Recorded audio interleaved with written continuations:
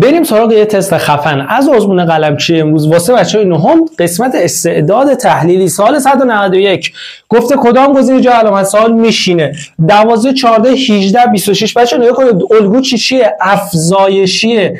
الگو افزایشی میبینی یاد چی میفتی؟ یاد ضرب و جمع میفتی. یعنی با اینا ما کار خواهیم داشت. حالا نگاه کن فاصله بین اعداد اول بنویس. خب بین 14 و 12 دو تا فاصله است. 14 و 18 4 تا فاصله است. 26 و 18 8 تا فاصله است. 38 و 12 38 و 26 12 تا فاصله است. 62 و 38 هم 24 تا فاصله است. حالا چه ربطی به اعداد داره؟ نگاه کن خوب دقت کن. این دو رو میبینیم حاصل ضرب 1 ضرب در 2 دیگه، بیشتر از این که نداریم.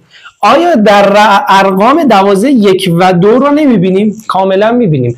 در 4 چی؟ 1 ضرب در 4 هم داریم، 2 ضرب در 2 هم داریم، ولی چون 14 است پس یعنی 1 ضرب در 4. کاملا به این عدده میرسیم. یعنی ضرب ارقام رو داریم، ما با ارقام طرفیم. پس بیشتر از این فکر نکن. نگاه کن 62 اختلافش با عدد رو به جلویش در ضرب ارقام خودشه، یعنی 2 ضرب در چی 6، یعنی 12 تا با عدد بعدی خودش اختلاف داره.